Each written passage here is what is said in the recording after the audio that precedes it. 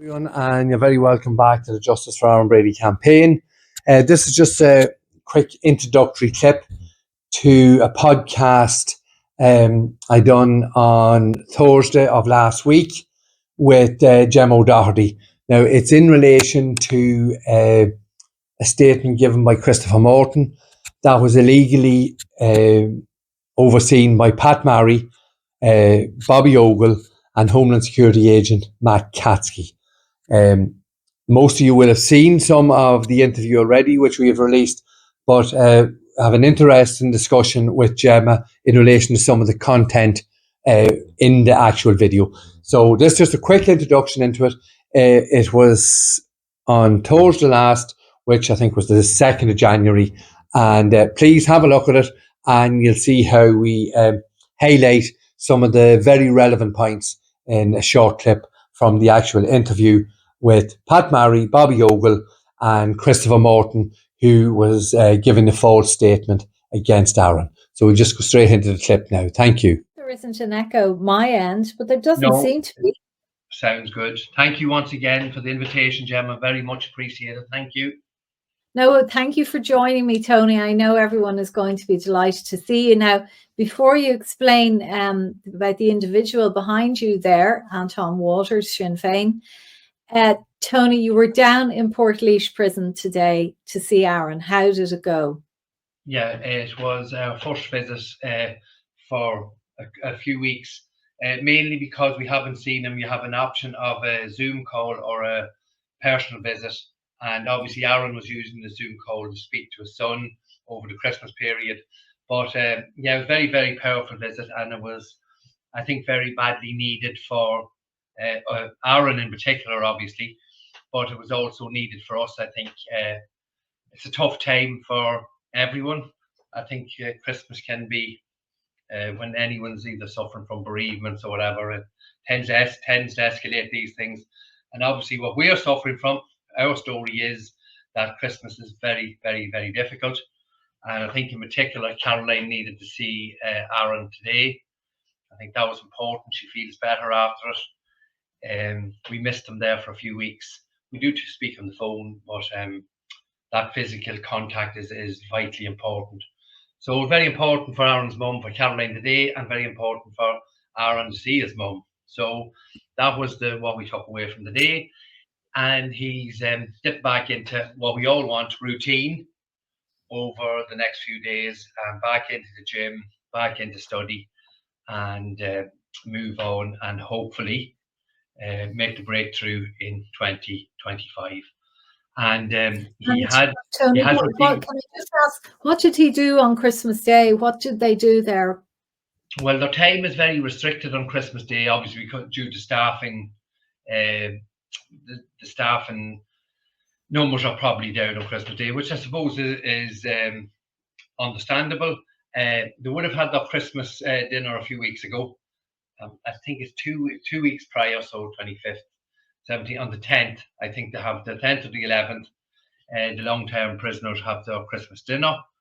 And I think most of the prisoners, and I presume most of the prison guards, just wanted to come and go, try and keep it as normal as possible, and not get too caught up in the moment, because obviously you're isolated, and he's on his own in the cell for the vast majority of the day, I suppose, in and around those Christmas Eve, Christmas Day, Boxing Day. So same for us all. It's just difficult. It's hard to get him out of your mind in those days. There are days when we're working and getting through our life. You know, it's just, it doesn't weigh as heavy on you. But when we're sitting here at Christmas time, it does weigh heavier. So they're trying to, I think most particularly the long-term prisoners are trying to see Christmas come and see Christmas go, and back to, as much as we sometimes give out about it, back to that routine. He needs routine to keep himself right, get back in the gym, get back looking after the classes and that he's running down there, and more importantly, get back to his study. So, and it's all over and done, it's behind us now, so we move forward. Yeah, and I know you had about an hour with him today, and you're able to at least hug him, Yeah, and he is in the process of his appeal is being lodged to the European courts. I that's think correct. you've another maybe 6 weeks to lodge it, and we won't go into the detail on that, but there'll be a number of points of appeal.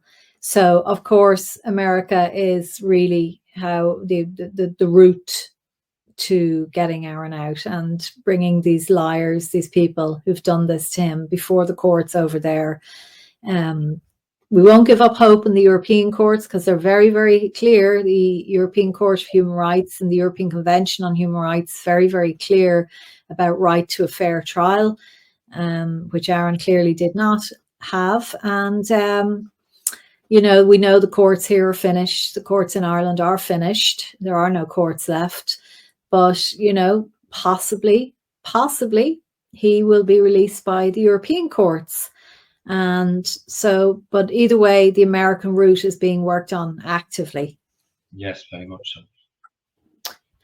So do you want to, I want to show some of your video that you released this evening, but do you want to explain about Anton Waters first, or? Yeah, it's maybe just to give a little bit of background, because we have been very, very active contacting all the political parties, specifically here in Northern Ireland, because Aaron, when he went to America, held a British passport.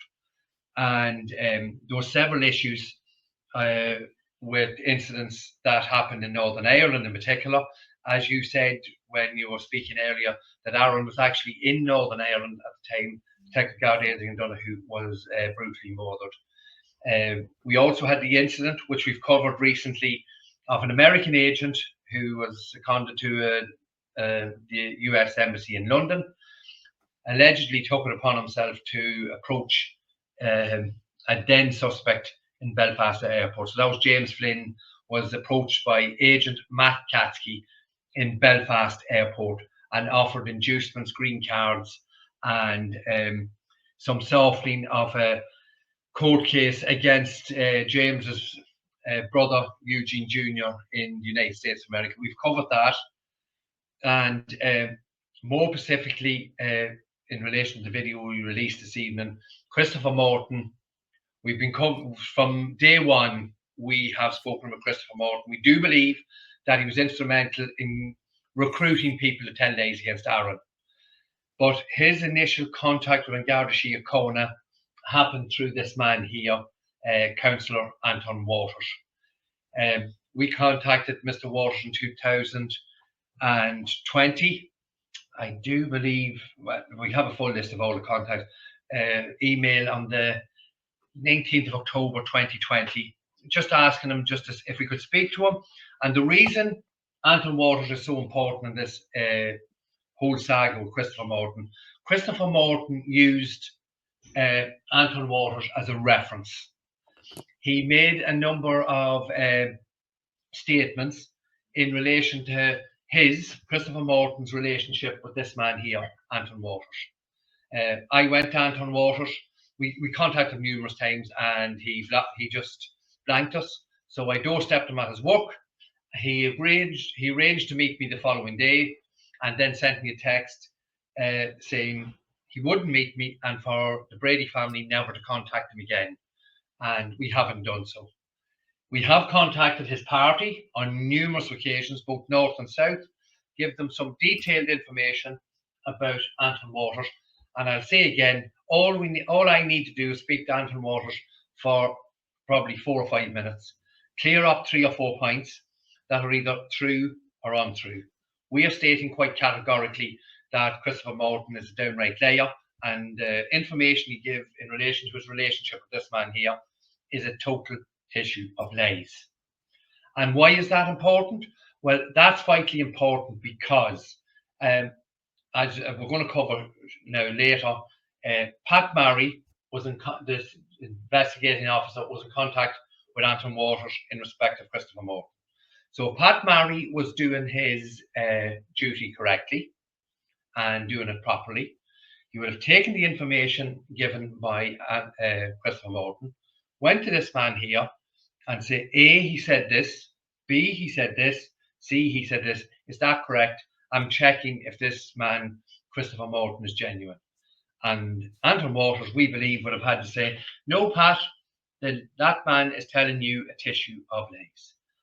And as I said, we've made numerous representations to Sinn Féin Party. I doorstepped Mary Lou McDonald in Enniskeane and County Monaghan, give her the details and told her quite simply, all we want is a couple of minutes of Mr. Morton's time.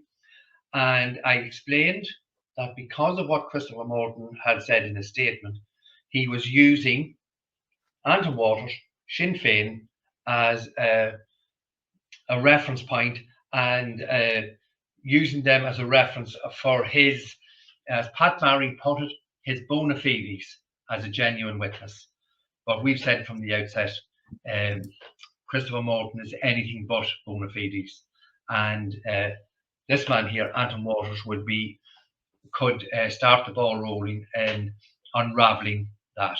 So that leads on to, we know then that Christopher Morton was set up to tell lies.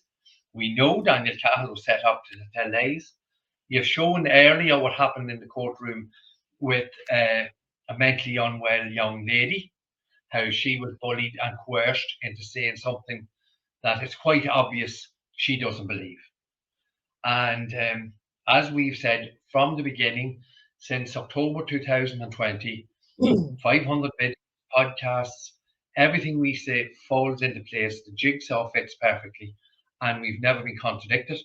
And obviously, if Anton Waters believed that Christopher was telling the truth in a statement, it'd be quite easy for them to, oh, hold on, Mr. Brady, hold on, Brady campaign.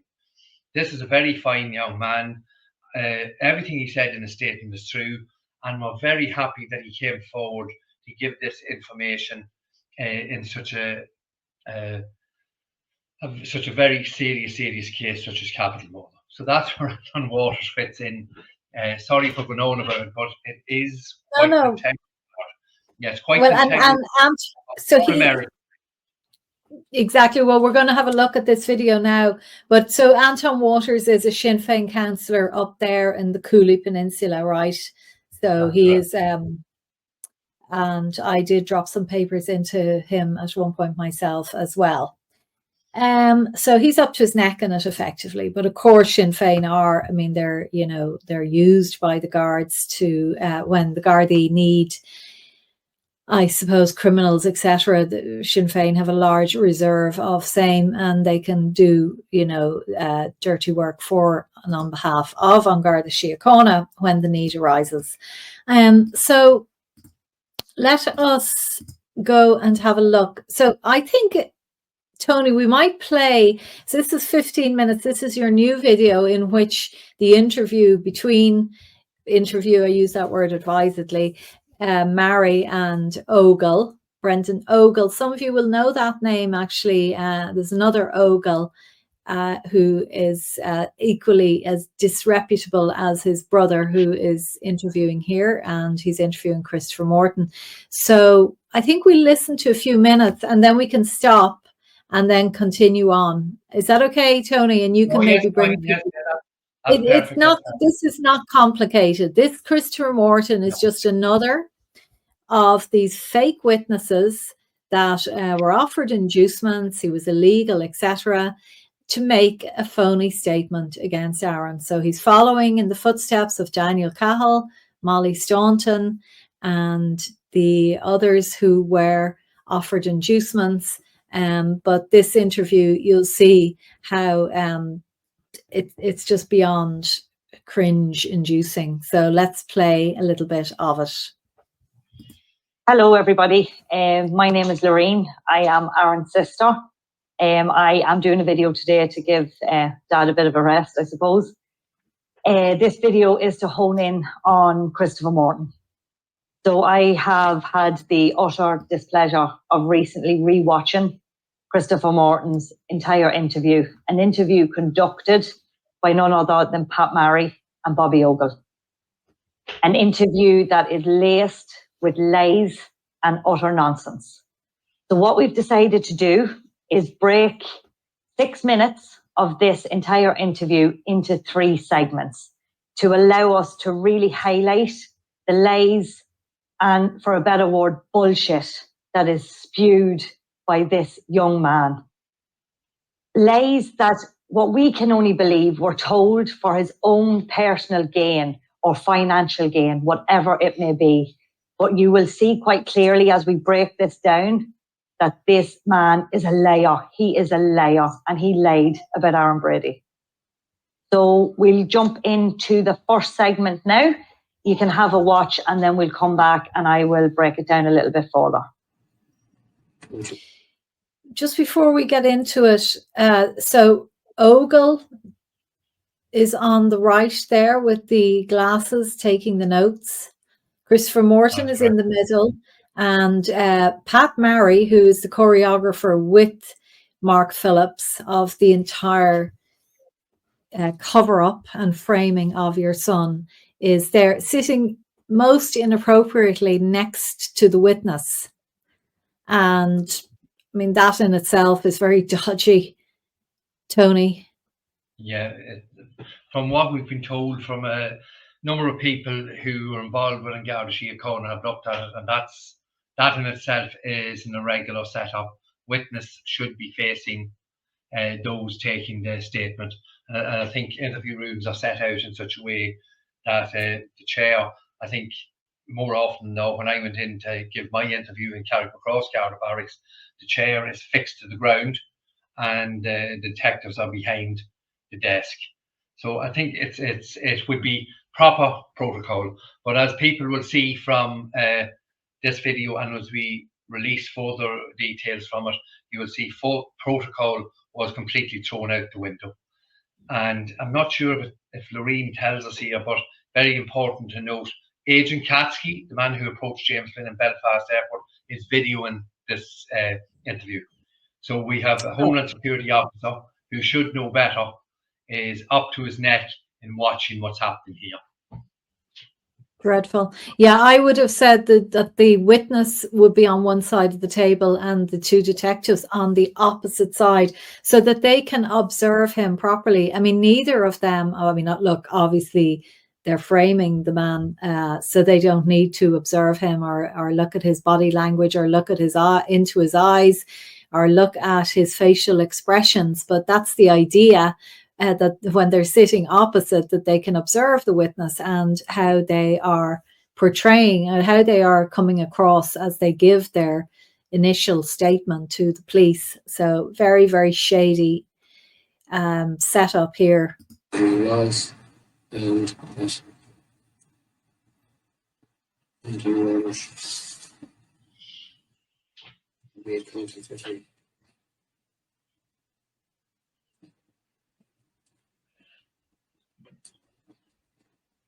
My brother just had told him a couple of years back after the wedding. It was late at night. Probably between 5 and 6 in the morning. And I went to Tombstone saloon. So he's basically saying that he was in a bar in the Bronx, in the Irish part of the Bronx called the Tombstone, approximately 2 years earlier, right, Tony? That's correct. He gets, he's made a couple of different statements. He does make a statement to Mark Phillips. Mark Phillips reels him back. So obviously when Mark Phillips watched this, he didn't like the 5, 6 a.m. bit. So he gets him to say 2 a.m. But I will forward that. I will put that up for people to see that the slight wee changes, the nuances to try and give some credence to this layer. So he's not sure whether it's 5 a.m., 6 a.m., 2 a.m. or 4 a.m. I think. He gets the month of the wedding wrong. He starts in June and July. The wedding was actually in September, and he gets the years wrong.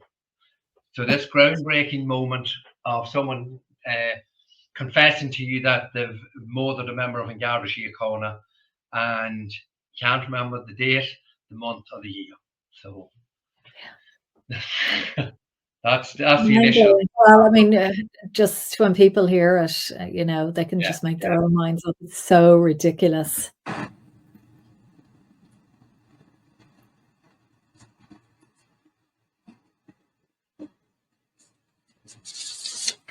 Around 6 in the morning, we say. Between 5 and 6.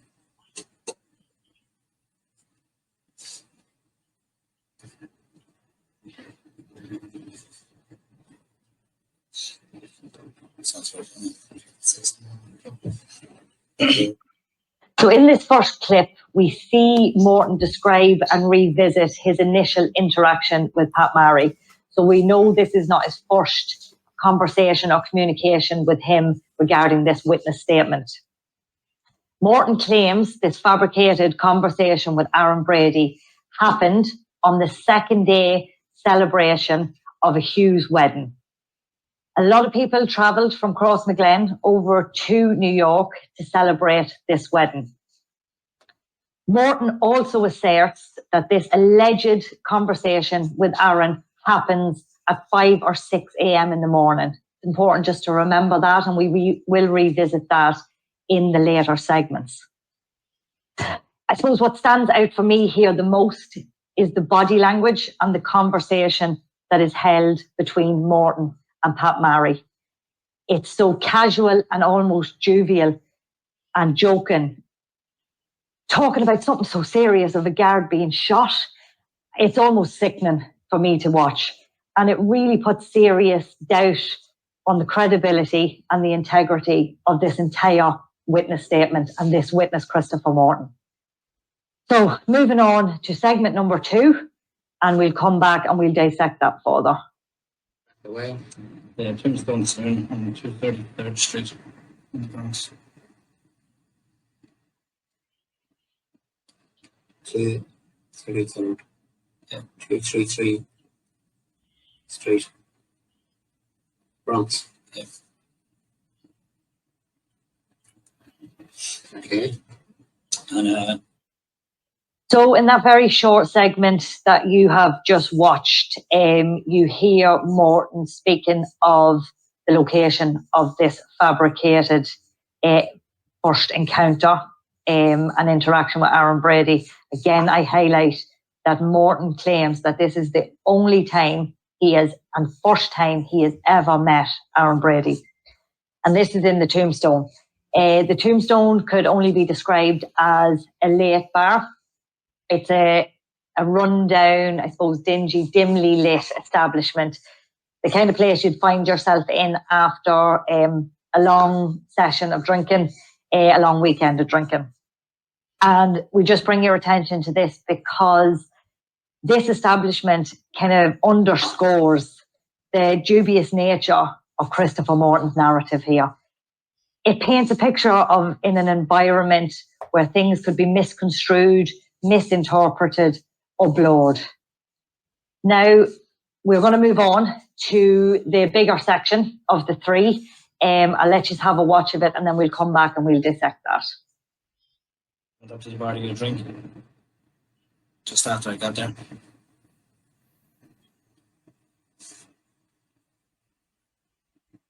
There's a fella sitting next to me with his girlfriend. I got chatting to him. I asked him who he was. And he just said Brady. So he's just coming up now to the moment where he meets Aaron Brady, allegedly, for the first time. And this is where you're going to really have to, you know, have your, well, you can just listen to it because this is so, you make your own minds up.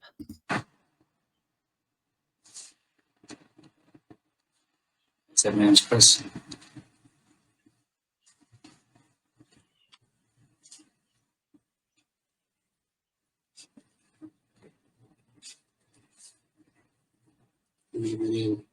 Brady, did he give a Christian name? No. He said you were Chris. Yeah. Okay. I'd heard about the stories. Who was accused of shooting the guy.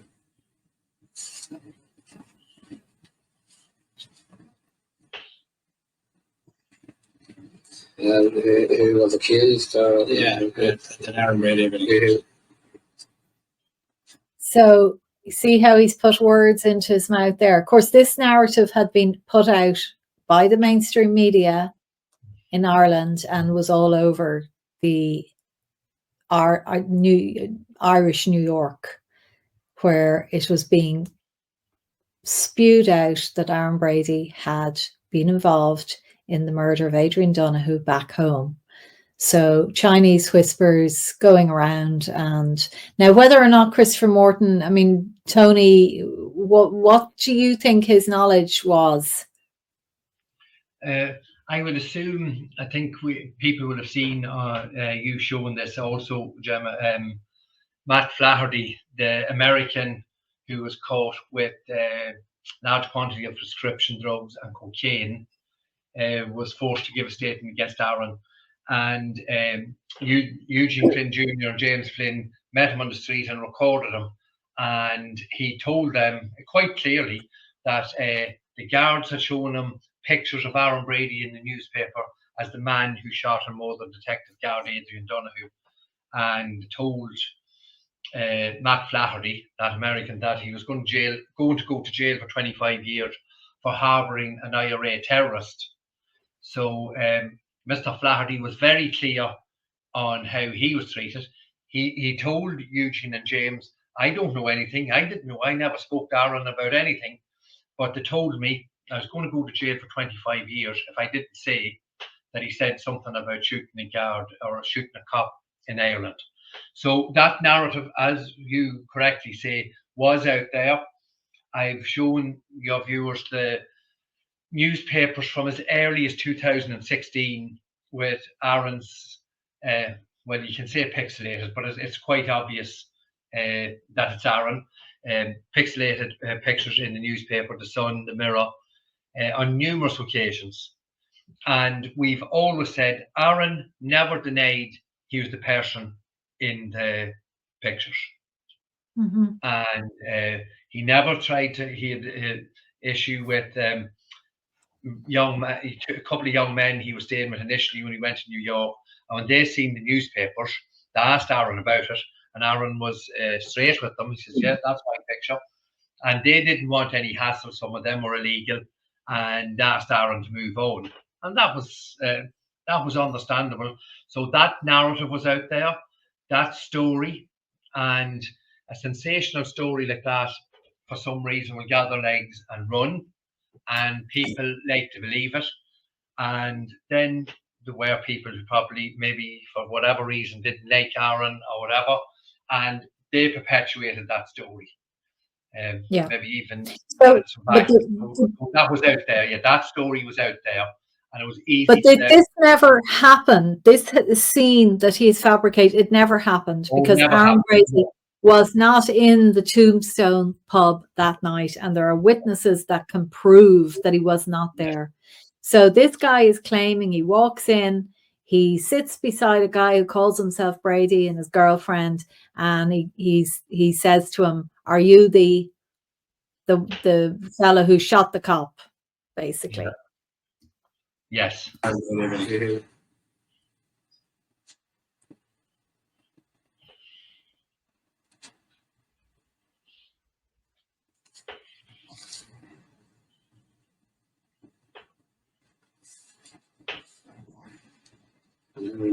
Brady.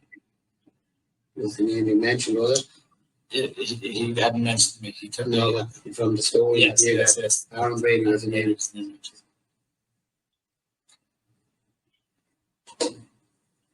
Just at this point, can I ask you, did you ever hear that name before? Or did you know that name? Or? I only heard about it in conjunction with what happened. Prior to this? Yeah. For odd stuff, yeah. I didn't know him personally. You didn't know some stuff about him. Yeah, you had heard that name mentioned before. In different circles. Ogle never asked him what he's involved in there. That's a vital point there. Morton's talking about Aaron being involved in things and involved in criminality, and Ogle doesn't want to go there because he doesn't want to mess up what they've already arranged for him to say. say. Now, it's like same happened with Molly when she told the guards he shot loads of fellas. He shot him 1 million times. They shot loads of other people. The guards never asked him, who else did they shoot? So this is happening here with Bobby Ogle. He's given Bobby Ogle, and even anyone watching that would know immediately, oh, he's involved in other criminality. Was that here in America? Was that in Boston? Was that in Ireland? Was it in Louth? Was it in Armagh? Was it in Uri? But that is not the narrative they want.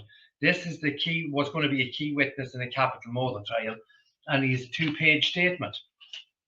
It's absolutely horrendous. But that little bit there, it always just struck me. He's given more information, but they don't want to go there. They don't want to mucky the waters or let Morton run himself into more trouble. Absolutely. I mean, the normal response would have been, what are you talking? What criminality? What sort of things did you hear? Yes. You know, like, no, brushes straight out, ignores it. Ignores it. And Bobby Ogle's about long enough. A lot of people along the border, particularly along the border, know a lot of stories about Detective Bobby Ogle. A lot of stories about him. He has a shocking reputation, as does Mary. Yeah. So it's just sorry for jumping in there, but it is a point of fact that and it's quite obvious that he should have delved deeper there. Yeah. Conversations about when so I asked him who he was. He said Brady. I said Chris, and then it's a little tipsy, so I just asked him straight out, "You the lad that's on the run for shooting the guard?" He said, "Yeah, I shot him." And then he very quickly changed the subject. So he says, "Are you the lad that's on the run for shooting the guards?" Yeah, I shot him. Yeah, I shot him. I was tipsy at 6 a.m. in the morning after drinking for 2 days. You know, it's gut wrenching, as Laurene says. You know, it's very, very difficult to watch. It's just absolutely farcical. It is farcical. It is a farce. Yes, he tried. He's trying to take it back. They said very nonchalantly. He said it very nonchalantly. Yeah, but and you can see that speaking of nonchalant, like the two of these, you can see that they've done a deal prior to this. There's a sort of a bond between them. Yeah. That they've organized all of this in advance. But he's saying to him, "Don't worry, Chris, it's all going to be fine. I'm going to look after you, Chris. You just tell Detective Ogle what he needs to be told, and we'll get all of this sorted, and you won't be deported. Don't worry." It's on the road for shooting the guy. He said, "Yeah, that's me." He shot him. He said, "Yeah, that's me." And when he shot him. Yeah, that's me. I went and shot him. Yeah. Well, that doesn't hold any water, Christopher, because we have a picture of him. The man who shot Adrian Donahue, he's 6'3". So, see, our story fits perfectly, continuously over the years, and this is just a bag of lies. The story was being created by Pat Barry and Mark Phillips. The idea, though, again, that Aaron had to leave Ireland because of these gangsters harassing and haranguing him night and day, and so he did. It may not have been his wisest move, but he did it. He probably felt he had no choice. And the idea that he gets over to the States has started a new life, hoped he had put it behind him. And then he hears that, no, they're sniffing around and they're seeking to frame people to tell lies about him, as if he is going to be going around talking to any Tom, Dick or Harry and saying to them, "Did you know I shot a Garda in Dublin? Do you know, or in Ireland? Did you know Did I tell you? How many people is he supposed to have told? He's blurting it out to half of New York. Like, it's so ridiculous that he would have done that. The idea that he would have done that. And people need to remember that's all they have. And it's nothing. It's not proper evidence. It's hearsay. But he never said these things. Of course he didn't. He had to leave his home, his family. He was hardly going to be putting his freedom at risk. If he had anything to do with it, this is the last thing he would have been doing. Telling every Tom, Dick and Harry, I did it. I shot it. I shot a cop. I shot a cop. Tony, sorry. Oh, no. Yeah, well, it's just, it is very easy to get upset after watching it. Like, it's, and the whole premise of it being admissible evidence that Pat Murray actually believed, and Bobby Ogle actually believed that someone speaking in a bar at 6 a.m. in the morning, in a dimly lit bar at 6 a.m., how that could be construed as evidence is beyond me. And it shows you the depths of depravity that Pat Murray and Bobby Ogle and Mark Phillips were prepared to go to try and allow someone like this into a courtroom in Ireland in a capital murder case. It shows how little they thought of Adrian Donahue. It really, really, really does, that they thought they were going to get away with this. They've nothing but contempt for Adrian Donahue. But, I wonder, was Adrian killed by one of his own? A very tall man, as people have commented. Gardaí typically are required to be fairly tall. And who are these people protecting? Who are the real killers, But they knew that this man was lying through his teeth, and that the words coming out of his mouth were not worth the paper that they were written on by that criminal detective. And what way did he say that? He just said it like it's normal. he spoke? What does that even mean? He just said it like it was normal. It was nonchalant a minute ago. Yeah. Normal. Normal. So Normal. Normal demeanor, Normal to me. He scoffed it off. But then, like I say, I suppose he thought he made a mistake. See, up to the nose, finger on the nose there, and that's the sign that the blood is rushing to the head because he's lying. Only the shot together. So he scoffed it off. Yeah. He didn't go into any detail.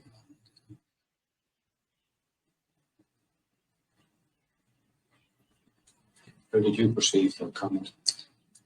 I laughed at him for a second. Believe him, but then I believed him. Just wasn't laughing back. And I felt a little uneasy, so I bought him a shot.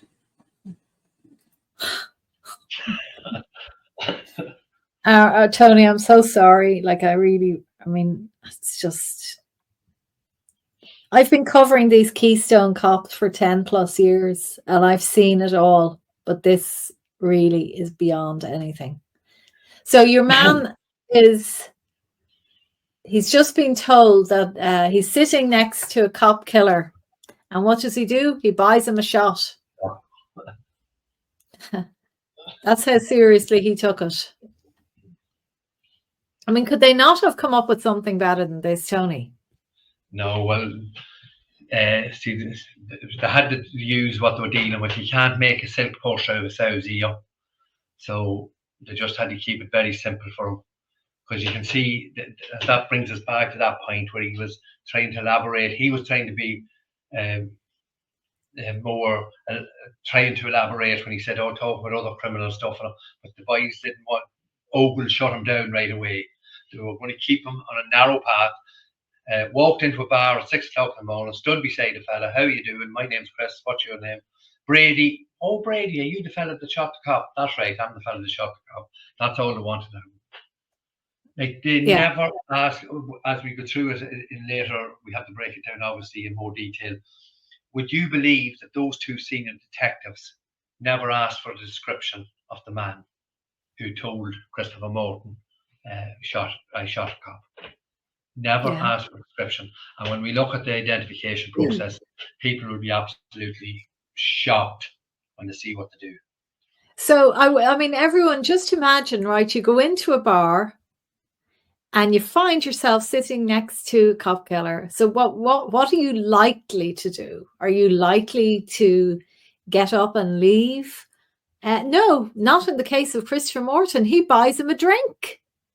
He buys him a drink, having just been told that the man next to him is a cop killer. But no, he buys him a drink. That's not exactly a normal sort of reaction, I don't think. And he is with a group of people and he's at the bar buying. So while all this is happening with this fella and girl, allegedly, his friends and compatriots are waiting for their drink. And I suppose good enough time maybe to explain this. As I look out through the window here across Carriff Mountain, that is where this man is from, Christopher Morton, originally in Ireland, before he was run out of Ireland. He too, like Daniel Cahill, got his marching orders from paramilitaries. And he would have known, obviously, because as we've explained, Aaron was in the newspapers, the pixelated papers. We had Cross Midland all over the newspapers. And he would have known that Aaron's from this area. The people he was with that night in the bar, some of them may have been American, but almost certainly, from what we can ascertain, there was 3 or 4 with him who are from the Crossmaglen South Armagh area. Because as Laurene said in her introduction, it was a Crossmaglen wedding in New York. So obviously the first thing you would do is go back and tell those people, because it's local knowledge, it's someone they would know. Some of the people, 2 of the people that was with Morton that night, we believe was with Morton that night in the Tombstone, would know our family very well and would know me personally. So there would have been, it's something that would have been spoken about. So his story absolutely, as we've said before, holds absolutely no water. And when we go into more detail, we'll come to his drug dealing cousin, Anthony Maguire, who also had an apparition with a man in a bar. And the 2 first cousins don't tell each other. But we'll break that down as we go through Morton and Maguire over the next. You'll be releasing more of this over the coming days. Yes, yeah. You just released this one a couple of hours ago. And then, of course, I'm sure you're going to show it, but the caveat here and the reason why we can be so certain and so sure that this man is telling lies and it's a complete figment of his imagination is because Laurene will tell us Laurene was in the bar that night. Yeah. And we talked about construction jobs that were done for 5 minutes. I left this company because I felt uncomfortable. Over my meds. Also, he finally remembered to say that he felt uncomfortable. So, neither of these morons say, "Did you? Why did you buy him a drink after him telling you that he shot a cop? What were you thinking there?"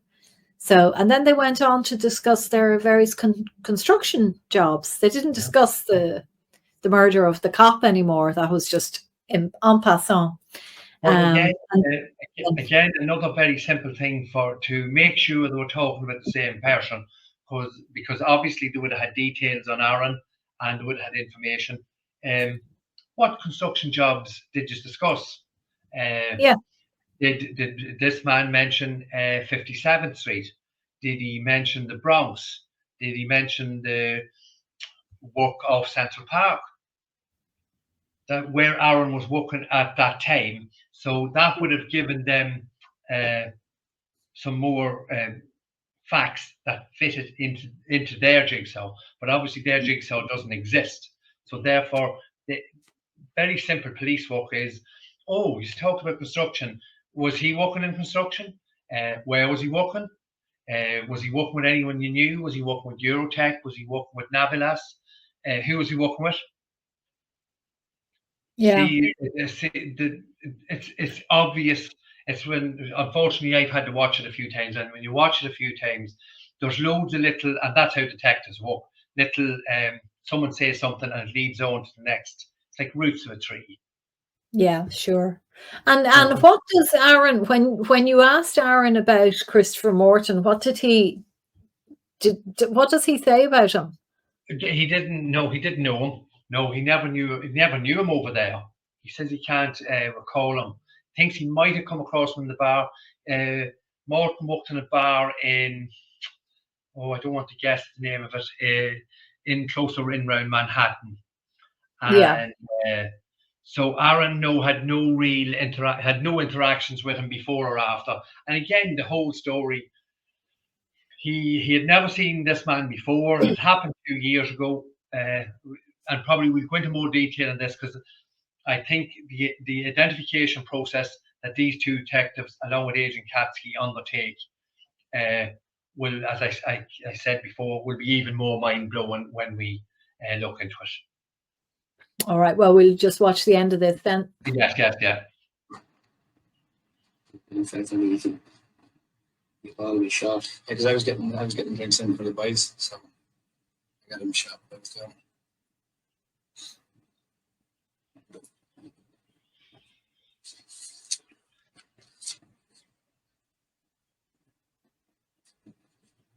Shot a lot.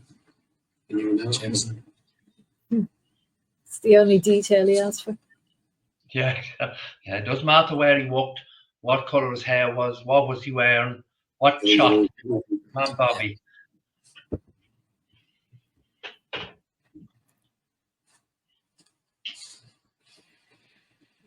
I was getting the drinks, first of all, for the boys, but I felt a little uneasy as well. The conversation. So I kind of wrapped it up, talking about construction, and then moved on. Okay, so what we've just watched there is what Morton claims is that this man, this stranger, confesses to murder with a completely casual, almost nonchalant demeanour. So we are expected to believe that a total stranger allegedly makes this admission of a cold-blooded murder. And Christopher Morton's response to that is to buy the man a drink and then stay to share the drink with this man. Morton then continues with his web of lies, saying that he felt uneasy and uncomfortable, but yet decided to stay and chat to the man for a further 10 minutes about construction.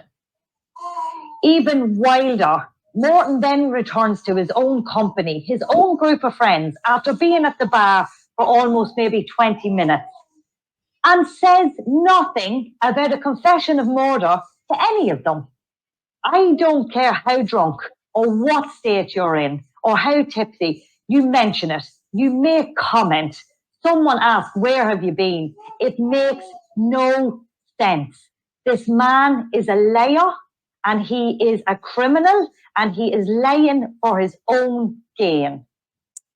So now you've watched the full 6-minute segment and viewed the sheer absurdity of Morton's testimony and story and narrative he was peddling.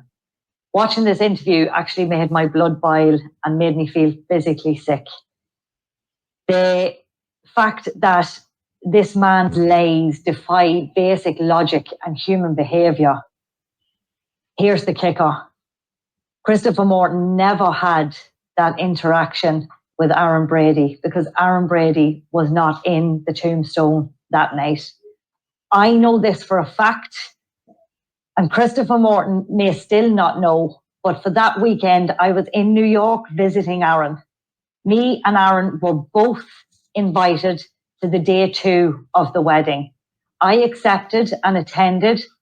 Aaron declined and stayed at home with his housemate. So Christopher, you did not meet Aaron that night. You did not have any interaction with Aaron that night because he was not in the Tombstone. I was. I was in the Tombstone. So you are, again, I will highlight, a liar. How another human being could create such a story and a narrative of evil lies to do what you done to my brother is absolutely beyond sickening. It's depraved.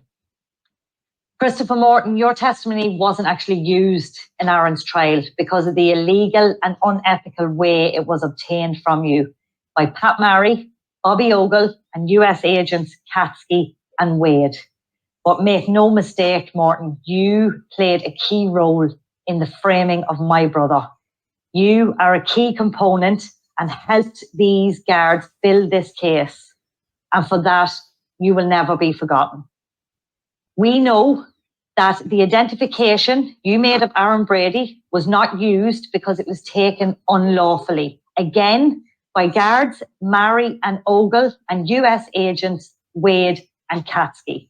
And everyone will get a chance to see that when we release the full interview at a later stage. Christopher Morton, you are a confounded liar. And there he is. Well done to Laurene. That was a very, very powerful video. Tony, explain that. So his testimony wasn't used in the end. No, but again, when you're telling lies, when the whole circus is telling lies, it was being debated whether his testimony was actually legal or not. And I think we've told your watchers or your viewers before, I think we had 52 appeals or 52 motions against different evidence, whatever. We won 3 of them, and this is one of the ones we won, not to put his evidence in. But it turned out then that it suited because Christopher Morton sent a text message to Mark Phillips, and he told Mark Phillips that he wasn't happy and he wasn't going to give evidence because his mate Dan, in reference to Daniel Cahill, had got such a grueling by Justin McQuaid, Aaron's defence barrister, 2 days previous. So the coward Morton pulled out of his deal with An Garda Síochána to illegally tell lies against my son Aaron. So Morton hadn't even the guts to go through it when he seen that there was going to be questions asked. His history was going to be questioned. His motives were going to be questioned. And he knew himself, his whole story was a tissue of lies, was a crock of shit, his whole statement. And they were quite happy to pull the pin on Christopher Morton because he would have been torn to shreds. As I've covered before, Morton was involved with the committee or Community of Restorative Justice in Newry. It's an organisation predominantly run by Sinn Féin, again, where they bring perpetrators and victims together of crime. And Morton was involved in that group, and needless to say, he wasn't a victim. And he was involved in a crime. He took some funds. Some people paid a visit to his house. I think they gave him a couple of slaps, took the money back of him, and told him to get out of Northern Ireland. Exactly the same MO as Daniel Cahill, but Cahill was stabbed 7 or 8 times, and he was told to leave Dublin. So this is the quality of men that the Gardaí and the DPP used. And Brendan Grehan went to great lengths in front of the jury and in front of the court on numerous occasions to say how brave, decent, ordinary, normal people these were. When Brendan Grehan knew the breed and creed of all of those that were used to give statements against Aaron, Brendan Grehan would have been fully aware of Morton's history here in Northern Ireland. Even when Brendan Grehan's not stupid. Brendan Grehan watching that statement being taken, and absolutely no detail in it whatsoever. Walked into a bar, 6 a.m. in the morning, up to the bar to a fella, how are you doing? I'm grand. I'm the one that shot the guard. Like it's a confession in alcohol. There's everything's wrong with it. Everything. Even if it did happen. But we know, and I say to Brendan Graham, you stood up, Brendan Graham, and you praised these people for coming forward. Well, now's your opportunity to stand up for Christopher Morton, Brendan Graham. Now is the opportunity for the DPP. If Mark Phillips, Pat Murray, or anyone else in the Garda station on Dock want to speak to me in relation to Christopher Morton and what we're saying about him, no problem. I'll go and meet them at any time. Because we know we are telling the truth, and he's a downright liar. And if there was any credence, any substance whatsoever to Morton's story, Sinn Féin, Christopher, what do you call this fella? Anton Waters, Graham, Stain, Phillips, the guards would be down on top on us like a ton of bricks. If there was one iota, one scintilla of truth to Morton's statement. And if I thought for a second anything of what Christopher Morton was saying there was true, we couldn't do this. We couldn't show that. We couldn't show it. Mm-hmm. So stand up for him. Stand up. Anyone wants to come and stand up for Christopher Morton and speak to the Brady campaign, no problem. And if, again, we stand to be corrected on any points we put forward. And I will repeat once again, 500 videos, podcasts, and we've worked with yourself, Gemma, and you know better than most people when something is genuine or something is not. And I think over this last 4 years, Gemma, if we were doing something wrong, Gemma O'Doherty would have found us out. So no, yeah, your support is our best. Your support is our best banner to say that the only journalist, the only investigative journalist on this island is standing by the Justice for Aaron Brady campaign. Well, and I'm proud to, and I just feel sick to the pit of my stomach that, you know, even journalists who say that they're on this side, on our side, have nothing to say about this case, absolutely nothing. And I was actually looking for something over the Christmas, and I found, I keep sort of seminal papers for posterity, and I, for some reason, kept that one from 2016. And it is, of course, about the developer, crooked, corrupt, greedy Celtic tiger developer who helped to bankrupt our country, Ray Graham, who is the brother of Brendan Graham. And it illustrates, I mean, the fact that the Irish Times was running this at the time, just the depths of financial skullduggery that he was involved in. Share in Dutch casino, not disclosed, when NAMA took over 300 million euros of debt. EU pledges to intensify efforts to tackle international tax avoidance. Developer Ray Graham used the law firm at the center of the Panama Papers investigation to shield assets from the National Asset Management Agency. Mr. Graham did not disclose to the agency his quarter share in a 50 million euro Dutch casino when it took over his debt of 300 million euro in 2010. 300 million euro, which all of you listening are paying back, and your generations coming after you will be paying. But instead, he transferred the stake in 2011 to a company in the British Virgin Islands, no less. So this is the sort of skullduggery. Skullduggery is too nice a word for it, that the Graham family are getting up to. Brendan Graham prances around in his gown in those courts as if he's the be-all and end-all. But in fact, really, all these people are gangsters, and it's all coming out about this family now and what they have been involved in. And, you know, the day that Aaron was convicted And I walked after that man in the way that any journalist worth their salt would do, to ask him basically, how could he do this? How could he frame a man? How could he allow this to happen, knowing that there was no evidence? But he just put his, whatever he was carrying, his, it was like a black bin bag, wasn't it, up? And he just walked, and he didn't care. The job was done. The deed was done. And there was nothing that you could call humanity. And I didn't see any grain of humanity coming out of that man. But he knew that day when I challenged him out on the street.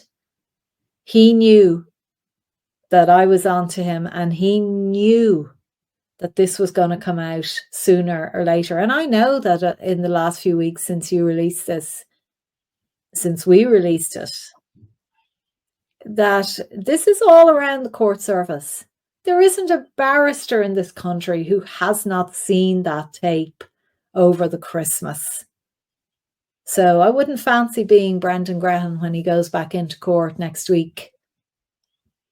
It's a pity that Ray didn't ask him about putting the money in the Virgin Islands. Brendan would have been able to direct him that it was illegal. Probably it's a pity Ray didn't mention it to him. Was it okay to do it? But I'm sure Brendan would have told him, "Well, you can't do that. That's illegal."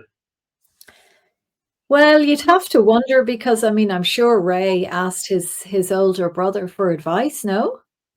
I mean, did Brendan have no idea that his younger brother and his other brother, who's also up to his neck in this financial skullduggery, did he not know what his own brothers were up to? Of course he knew. We're expected to believe that he didn't know about any of this going on. Well, he's in the process just around this time starting to frame your son. So he was preoccupied with that. Of course he knew what they were doing. His defense may be, "I'm not my brother's keeper." But yeah, it is. When you sent me that newspaper, it's very difficult to, again, it's sickening. And then you watch these videos, and you watch Molly Staunton, you watch Matt Flaherty, watch Roland Flynn stuff, watch Anthony Maguire's stuff. It's just, it's. But again, I'd like to reiterate what you said, Gemma, just before you invited or brought me on to the show. Like, people really, we do need you to. We are somewhat. We've always been very, very grateful for people's support and your kind words, but a little bit more now in contacting anyone. Just be a little bit more proactive. After Molly Staunton's release and people seeing, we've told everyone just 4 years what happened in court. And as I said before, our close friends, I think even yourself, Gemma, you knew about it and you had gone into detail. We read scripts and we talked through it. But when you actually see it, it should affect you to do something. For every action, there should be a reaction.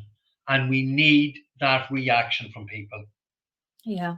At this stage, because obviously we're exhausted here on the island of Ireland. And that in itself should be a driving force for people. When you see the actions of Mary, Morton and Ogle the other night, when you see the actions of Molly Staunton, when you see the actions of Brendan Grehan, when you see the actions of Michael White, we need a reaction. Platitudes, I'm so sorry, people, platitudes isn't enough anymore. It really isn't. If people seen Caroline today going in the prison, I watched them together and coming up the road in the car. If people seen a mother today, that was action, and we need a reaction to get that mother what she wants, what we all want. We want our son home. And you can see what these people have done. These people here won't answer emails, letters, personal delivered paperwork. This is what we're up against. every politician, everyone, as Gemma says, in the DPP and every courtroom in Ireland knows Aaron Brady did not shoot Aidan McDonough. But we need we need a reaction to the actions of these people. I mean, what I try to tell people is that it's not only the Brady family will benefit from having Aaron home, and that Aaron obviously will benefit more than anyone else, have his freedom back and his life back and his child back and his marriage and his family. But every single one of us will benefit by supporting this campaign and getting Aaron out, because the knock-on effect that will have, if we can put so much pressure on the system that they will have to say, this is getting too much for the system to bear. The public now no longer have any trust in the guards, any trust in the judiciary, and we run the risk of the entire system collapsing, and we won't even be able to do our little corruption anymore, not to mind the big stuff like this. So we're going to have to act, and we're going to have to let this man out, because too many people know about it now. So the effect of that for all of us will be hugely beneficial, because it will mean that they will think twice before they do this sort of stuff again to any of us. It will put manners on the system, and it is down to all of us. There's over 1,000 watching here on Getter alone tonight. If you could just go into Tony's account, the Justice for Aaron Brady the YouTube account, and the other one where all of the other videos are, which is called Aaron Brady Was Framed. I'll just bring it up here, and just send it to 2, 3, 4 people and say, is there anything you can do to help? Is there anyone in New York that you know that might be able to put some pressure on here? Send them these links, please. Think about who you might know in New York. Think about who you might know here in the legal profession. Anyone at all, even if you don't know them, send it. Send it to various barristers. Send it around. That's all we're asking you to do. And in doing that, you will really be helping yourself, and you will be helping to clean up the corruption in this country, which is now metastasized to such a degree that the system does run the risk of collapsing, which is what we want. So, Tony, you'll be putting up another video in the next couple of days. Next couple of days. We'll give this a day or so, probably just to circulate, and a little bit of work to do on the next part of it, and then break them all down again. We'll be working on this video and his first cousin, Anthony McGuire, over the next 2 or 3 weeks. And slowly bring it in, and then we'll interlink that again with the way Molly Staunton was treated, and we'll flash back again then to Matt Flaherty. We'll bring in the clips that the guards released of Ronan Flynn, and how Mark Phillips put words in Ronan Flynn's mouth when Ronan got the make of the car wrong. So yes, you know, everything is there. Our ducks are all in a row. It's fantastic. I think you were saying that Daniel Cahill is up for some award for Westchester Bartender of the Year. Is that right? Yeah, Bar Boss it's called. And we have What's it called? Bar Boss is the name of the website. BARBOSS. Okay, I see it here. Yes, and. Yeah, okay, so we need to write to these people to let them know that there is a gangster from Coolock who is, so he's been nominated, has he? Yeah, I'm not sure if it's on the site. The girls have been working on it. They have, you can vote. Is that Jamie Brennan?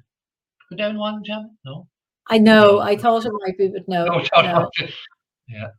Which is, yes, yeah. So somewhere in there is a maybe Bar Boss Barbos.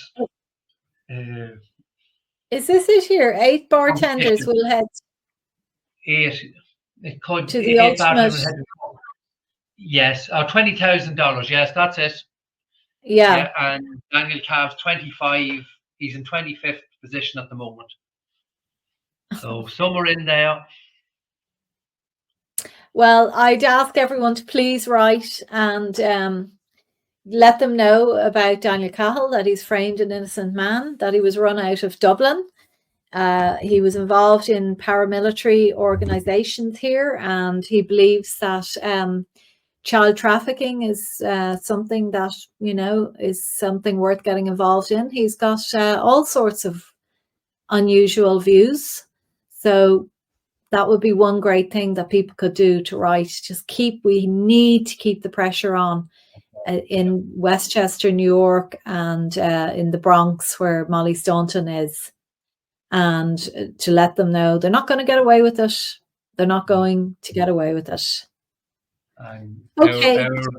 our objective is to bring these people to a courtroom in America, and we will work diligently to bring that about.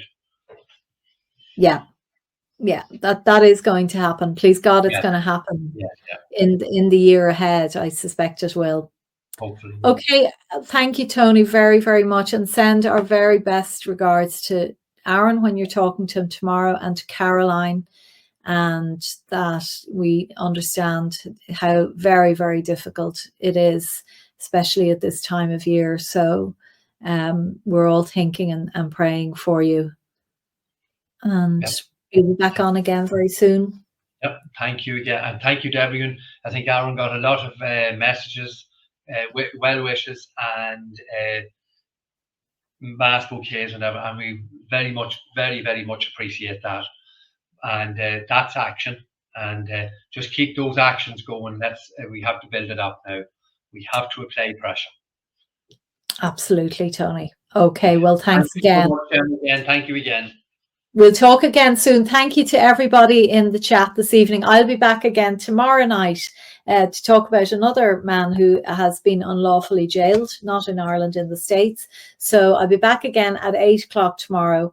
Let me leave you with this, where Molly Staunton is making it very, very clear her position on what she heard Aaron Brady say. But for now, everyone, we'll leave you. Thanks again, and I'll see you tomorrow night. Good night. God bless. He shot someone 1 million times. He shot someone 1 million times. Actually, now that I've re-seen the video, yeah, I stand by my statement with what I said. So what do you say Aaron Brady said? He did say he killed him. Thank you, Ms. Stone. Himself never made any admission to having carried out that shooting. That's correct. Aaron Brady did not say anything about that. He didn't make an admission to shooting a policeman or a guard. No, he did not. He didn't. Did he say what he had done? No, he did not say what he had done. He didn't admit to anything. He didn't forthright come and say that he did it. Miss Staunton, you're not concerned with what he admitted to, or what happened, or anything like that. All I want you to tell us is what you heard him say. That he was concerned for his expecting child, and that he was having issues in Ireland. There was cops looking for him. The house could be raided. He didn't know what to do with his child, and he wanted to be a good father, and he was deeply concerned about him not potentially being a good father to his son because he had cops looking for him. There was a situation in Ireland, and that's it. That was all that he had said. I don't think it's true, the fact that he admitted to killing a cop, but the rest of it is true. I can't really place it in my mind, and I don't want to be held accountable for that statement because I don't believe he outwardly admitted to it. Because I don't believe he outwardly admitted to it. I can't remember, and I'm sorry. I know in the statement I said that he did, but I just can't remember it. And I don't want to pin this all on the fact that I said it. I know I heard something regarding a cop, but I really cannot pin it and say that he outwardly admitted to it. I don't think he outwardly admitted to that. He didn't admit to anything. He didn't forthright come and say that he did it. Aaron Bray did not say anything about that.